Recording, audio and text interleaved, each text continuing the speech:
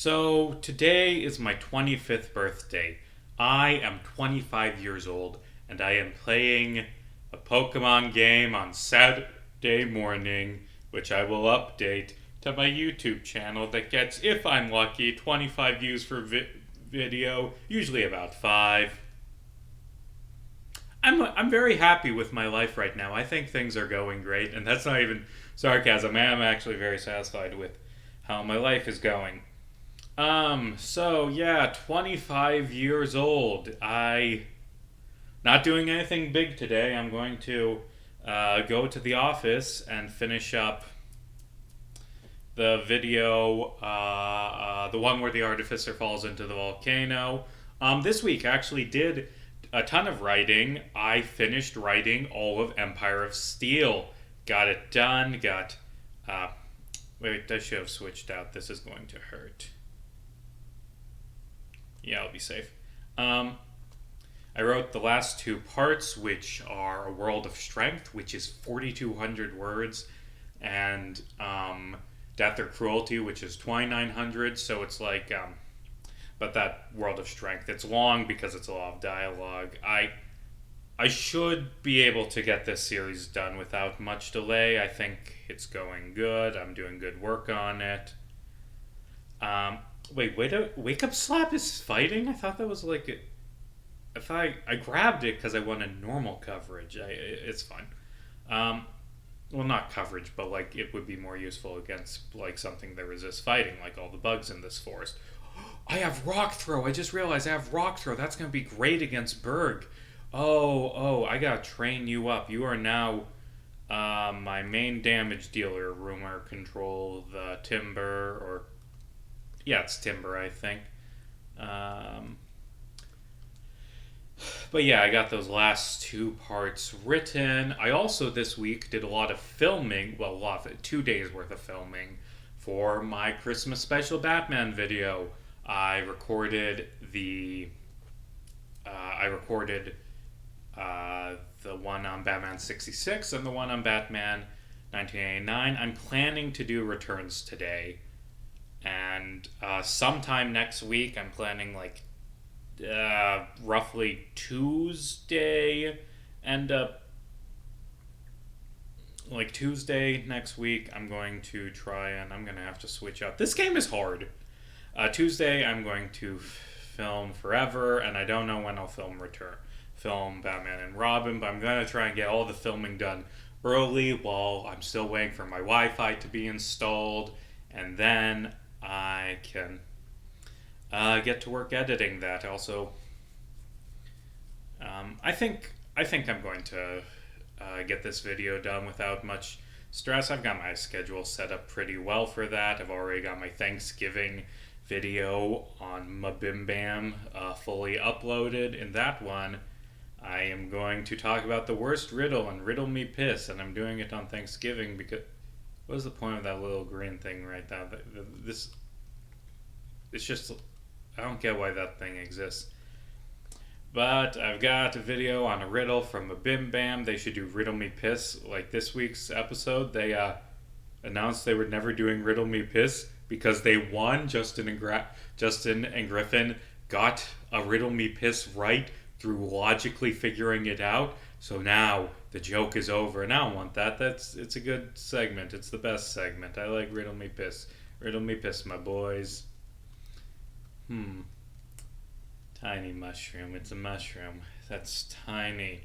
So what's going on? Well, it's election season, and I'm writing about politics, and I fucking hate writing about politics. I like making my video essays because I can just say Donald Trump is a fascist. He's very popular in this part of the country because people crave fascism. I can't say that in my paper because I'll get a bunch of angry phone. Oh, speaking of angry phone calls, how I started my week off this week is by getting an angry, screaming phone call from the Catholic Church. So, in my job, part of my job is I write a historical column each week. I do roughly 1,000 words talking about the historical concept and my opinion on it, what lessons to be learned. I talked about the Satanic Panic last week, which if you don't, oh, that's where they hide in. That's why there's the green things to like trick you. The Satanic Panic was this big moral panic, like conspiracy theory that it was basically the QAnon of its day. That there's this evil satanic cult that is kidnapping and molesting kids, and it didn't exist at all. It was all fucking nonsense. It was just so fucking stupid. Like the big one, the big centerpiece of this was first there was this novel, Michelle Remembers, which was written as a memoir by a psychologist and his patient who he married, about her being Michelle, about her repressed memories of her parents giving her over to a satanic cult. And I don't think anything in that book happened. I think it's full of shit. And also, that guy should have had his doctorate taken away, because that is just bad psychology work. You don't marry your patients. You don't do hypnotism to recover lost memories, because that's absolute fucking nonsense. Never had any evidence that it actually works. But yeah, there's that. But like the thing about Michelle Remembers that I was sure to point out in the column is that at the end, her explanation is, well, why don't you have scars from all this torture? Like, they say that they surgically attached horns and a tail to you. Why don't you have scars from that? And also, why didn't you remember any of this till you started talking to your new husband, the psychologist? And you see, the answer to that is, at the end, after I met Satan, after I witnessed all these murders carried out by Satan worshippers, the Virgin Mary showed up, and she erased my memory of it and got rid of all the evidence, including my scars. Because I guess the Virgin Mary really likes covering up, a Dragon Knight skull. I guess the Virgin Mary just really wanted to cover up, hey, it's one of the sages who I don't give a shit about. Like, the Virgin Mary just really wanted to cover up all these satanic murders because Mary is a fucking asshole, I guess. And the point is, Michelle Remembers, it's this massively popular and influential book. The Catholic Church promotes it. They invite these people to the Vatican, say this is a real problem. There is a lot of satanic cults going after children and raping and torturing them. This is a real problem and not something that was just made up by some random people, I think from Canada. It is a real thing, is what the Catholic Church is saying. And it gets at the McMartin preschool into this fucking nightmare. Longest trial in U.S. history, $7 million spent. The people involved spend years in prison just waiting for the trial because it goes on for so long over these allegations of them molesting children because they're Satanists that were just fucking made up by a schizophrenic alcoholic. Not to be rude to people with schizophrenia, but also there should be, if someone is making wild claims and they have schizophrenia, it should be taken with a grain of salt, especially when none of it can be substantiated. And especially, this is a fucked up thing. They just hid, the prosecutors found out that their main witness had schizophrenia and covered it up, didn't tell it to the defense. Some of the prosecutors quit in protest over this fucking blatantly unconstitutional nightmare. But anyway, after 7 fucking years, these people's lives ruined. Turns out, we have no evidence of this cult other than, we bullied the kids into saying yes after we said, hey, you were molested. No, I wasn't. Yes, you were. Say yes. Yes. See, the kids say they were molested. We need to believe the children, except for when they say something that we don't agree with. It's this mess. And at the end of my column, getting back to what started me telling this story is, at the end of the column, I said, there wasn't any, the problem with moral panics is that they are a search from the other. They are a search for, the evil satanic cult that is different and coming for your children. But that doesn't fucking exist. If your child is going to get hurt, it's going to be by someone close to them, a parent or a teacher. Do you know what massive million-member organization, more than that, massive organization, religious, talks about Satan a lot. Do you know what organization that is religious carried out a bunch of child molestation in the 1980s? Wasn't Satanists, it was the Catholic Church, because they were trusted And child molestation is almost always carried out by people who are trusted, not by the scary other, but by authority figures who are trusted by the community. And I write that. And on Monday morning, I get this furious phone call from a local Catholic priest who fucking hates me over this, and just screaming angry at me, asking, "Are you a reporter or a journalist? Or are you a journalist or a historian? What do you stand by what you said? Why'd you have to say that stuff about the Catholic Church? You hate Catholics, don't you? Lots of people hate Catholics. You just hate Catholics." And like, what I am, for most of the conversation, I'm not even fucking responding to any of this because I'm just flummoxed by it. And in the past, I had written about the Cadaver Synod, which is the time the Catholic Church, like the Pope, put a corpse on trial. The corpse of a previous pope who he had beef with, put it on trial. It was a ridiculous thing, and I told that for my column because I thought it was fucking ridiculous and was funny and made a good column, and it did make a good column. But he brought that up, and it's like, you're all about that like thing with the corpse on trial. You just fucking hate Catholics. Why do you hate Catholics? And just this angry old man screaming at me, and I just had no fucking clue what to say.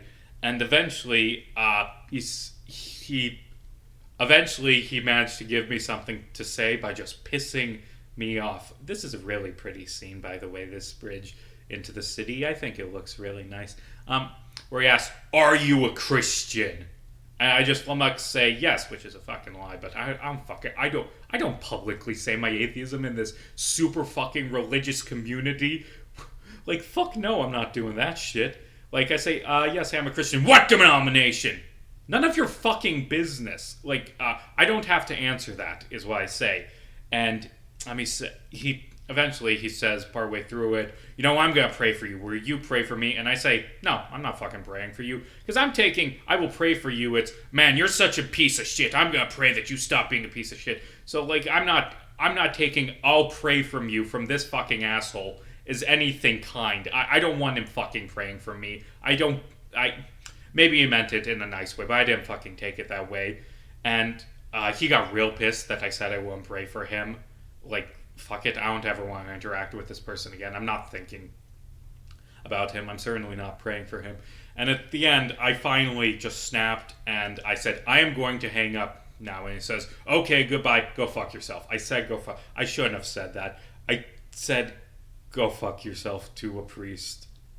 But he was such a fucking asshole because I mentioned, it's not even, like, because I mentioned that the Catholic Church did a bunch of rapes. And he's like, that was just a couple bad apples. No, it wasn't. It was the fucking highest, it was thousands of rapes. It was, if it's a couple bad apples, it's an absurd amount of bad apples. And it's, like, which street has the Battle Company? That's what I want. It's not just a few bad apples. It was institutional problems with the Catholic Church. But you know what? I don't want, especially a member of that organization who found out, wow, the people I work for love child molestation. They just covered this up for years because they thought protecting the reputation of the church was more important than the children. Wow, there was essentially official policy that child rape was awesome and should be covered up. I'm going to stick with this organization. And then he's angry at me because I, in a historical column, mentioned this well-known historical thing that happened historically. Like, fuck off. I'm still fucking mad about this. And I was very tempted then. Like, okay, this week I'm writing about the Catholic child abuse sex scandal. I'm writing about this shit. But no, I ended up writing about the KKK instead. And actually, that was a very pro-Catholic one. Or not necessarily pro-Catholic. Like, wow, the KKK are assholes and they hate Catholics. Like, although he might dislike that because I said that the KKK stylized themselves as being defenders of Christianity and American values. And they were violent, racist assholes who, it's a column focusing a lot on the second Klan, which is in the 1910s and 20s, and their main gripe is that they fucking hate immigrants and Jews and Catholics. And I mentioned, and I'm very much much like, well, they hated immigrants because they were assholes, and just fucking, I don't say assholes, but like, I treat I treat hatred of immigrants the same as like all the other Catholic or all the other KKK um, hatreds. And I mean, I don't know how my readers who are like conservative old Christians will like me saying that hating immigrants is one of the main things the Klan did. It's a thing that fucking racists do.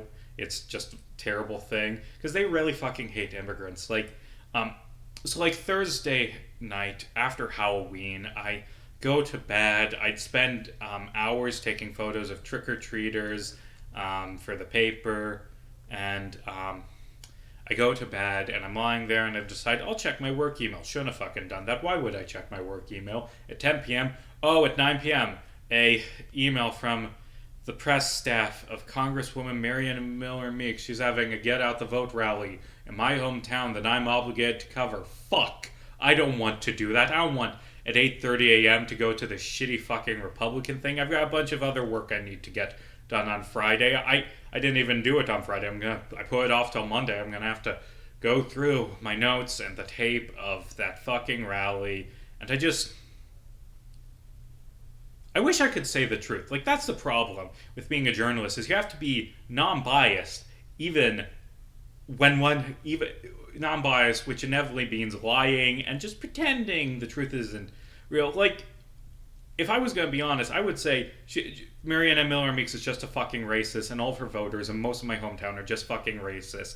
They hate immigrants. Their main political thing, the main reason they're Republicans, is they fucking hate immigrants with a burning passion. And you can say, oh, well, no, that's not racist. No, fuck you. When the main Republican, when this guy that these people love, when Donald Trump is saying immigrants are poisoning our bloodlines, you don't get to say, well, it's not racist. You vote for Donald Trump because he's a white supremacist, and you don't want immigrants coming to the United States because they aren't white. That is the main drive of the Republicans. And I'm tired of fucking pretending it isn't. I'm tired of treating these people with respect, like repeating, Miller Meeks raised concerns about illegal immigration. I'm tired of fucking phrasing it like that. I'm saying, Miller Meeks, if I was a fucking honest journalist, if I was allowed to tell the truth in my paper, I would say Marianne Miller Meeks went on a racist rant about immigrants because she's a racist piece of shit who wants the United States to be a white ethno state. Because that's the fucking truth. God, she's just such a fucking asshole.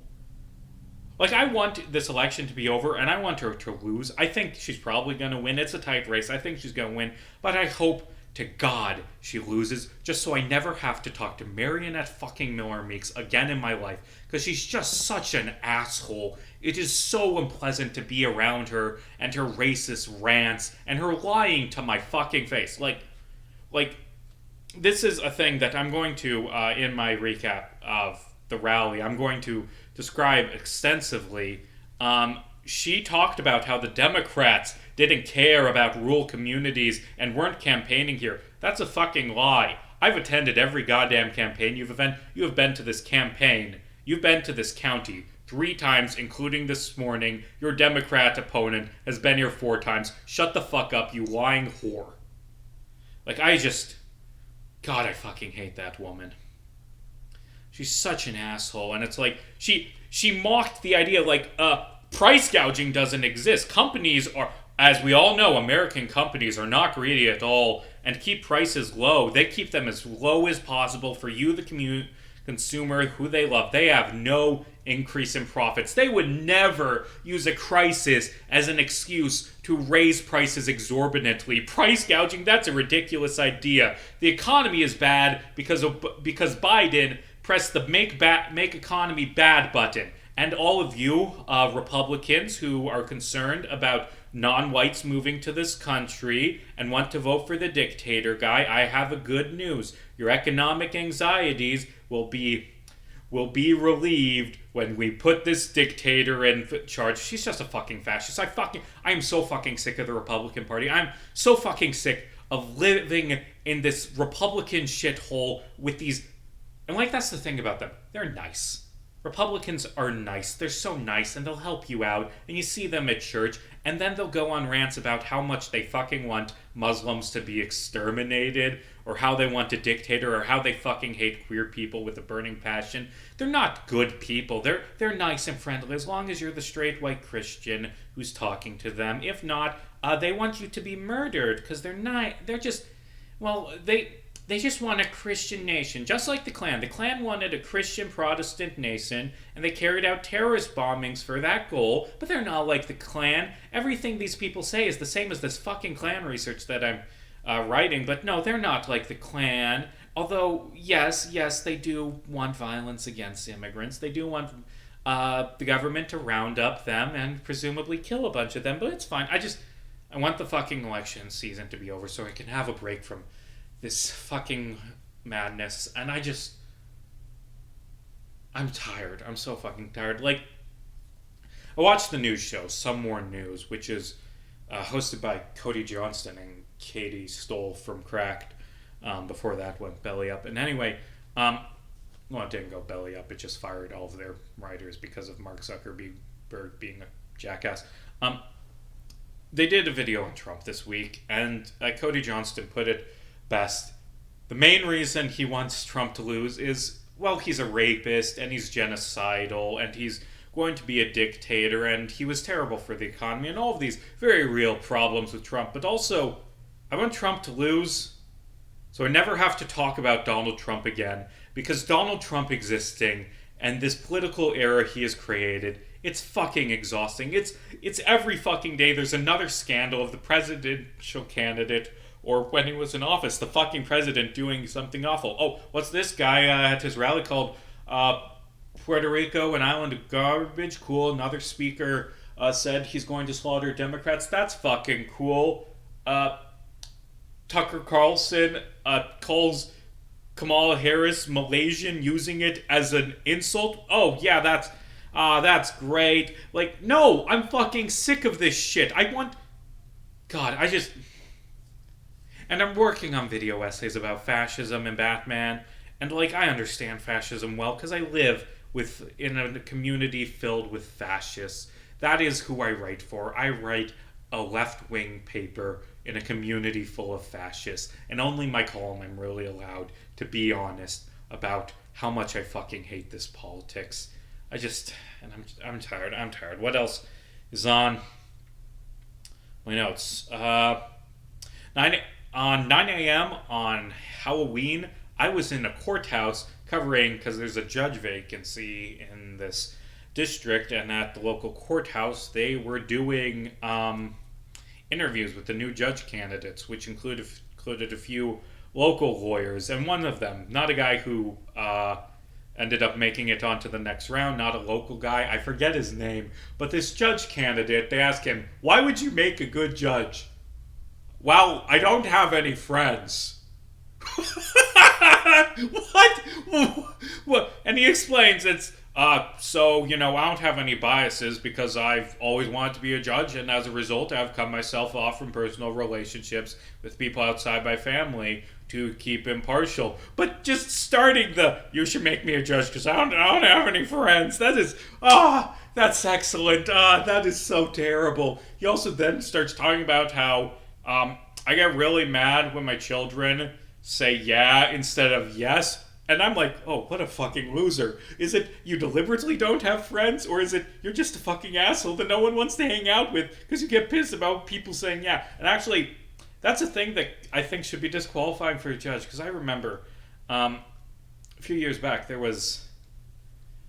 I forget where this happened. Last Week Tonight showed the clip of a judge who's like, asked a question of a defendant, and she says, yeah, and she's a black woman, which, considering how institutionalized racism, like, how many fucking judges are just white supremacists in this country, which is a thing that everyone knows is just kind of okay with, like, well, the judge has the right to be a violent, racist asshole, and I am saying fucking violent, because if you give someone a prison sentence for the color of their skin, that's fucking violence. Prisons are a form of violence, and we're just okay with judges being racist, violent criminals, because, well, I mean, the authority of a judge to be a criminal and be racist. I mean, they're unquestionable. We can't start holding judges accountable. Anyway, in this like clip, asks a question to the defendant, this black woman, and she says, yeah, and she says, you're not and the judge just freaks out. You're not respecting me or this court. Don't say yeah. I'm giving you contempt of court, several months in jail because you said yeah. That judge should have been disbarred immediately. That should ban that man from ever practicing law. That man, I'm not going to say what I think people should do to that man, but that man should not be allowed to continue being a judge because that man is just a fucking piece of shit. Like, but no, it's fine. It's fine. It's okay for judges to be racist thugs who give out prison sentences randomly when people say yeah and aren't white. Like, that's fine. That's fucking fine. I'm in a mood today. I am in a mood this morning. And next week, I am going to take out Berg. But I'm going to finish the Battle Company this episode. Oh, also, I attended like a high school concert. They do like show choir, and their first show of the year, they always invite the community and the parents, and it's like designed to work out the kinks. And man, they worked out some kinks because they accidentally started a fire in the middle of a song. Like one of their stage lights just started smoking, and the like students who weren't singing at the moment just had to rush over and unplug it before it caught on fire. That was fun. Hope you had that kink worked out. It was a nice show. It's a shame none of those kids could sing even slightly. But anyway, let's beat up this janitor, and then let's just give up. What am I going to title this one? Cursed out a priest. I fucking hate Marina Miller Meeks. I want the election to be over. I think I'll do I want the election to be over. I'm just so tired and I'm rambling. Let's see, what's on my writing I did. I entered like a Homestuck like fanfic writing contest, which was like a short pester log about Halloween for Funk McLovin. Side note, Funk McLovin, he's a minor Homestuck YouTuber who I've interacted with a few times, in also being a Homestuck YouTuber. Experience share, thank you, that's what I came here from. He's the God, I wish that was me meme. Like, that's him. But anyway, he like hosted a contest and I entered and I got to the finals. I wonder if I'll get chosen. I wrote just a short thing about Dave and Carcat watching a horror movie and arguing about it, trying to give this Seinfeldian, like just arguing about nothing, Homestuck dialogue. I looked up, I did Killer Clowns from Outer Space because that's what Gamzee is. And they called it Killer Clowns from Paradox Space. And my favorite bit in like that thing I wrote, that song Funk McLovin's Blue Sky, if you want to check it out, is I looked up Killer Clowns from Outer Space, like a summary of it, and I found out there's a character in this movie named Terenzi. I'm gonna have Dave say, actually I think the guy in that was called Terezi. Terezi was in the clown movie. No, but the character was named Terezi. And they just argue about horror movies. And it ends with Dave cat shipping, because Carcat, after watching this horror movie about clowns, he is scared, and he goes to bed, and hears Gamzee honk, so he gets up, and he goes to Dave's bed and sleeps next to him. But also it ends with him saying, Dave, your stupid fucking clown movie made me scared, fuck you. Because I think that's Dave Cat's relationship. Also, I covered Halloween and it was windy, and there were so many fucking Harry Potters. Why were there so many Harry Potters this year? I don't know.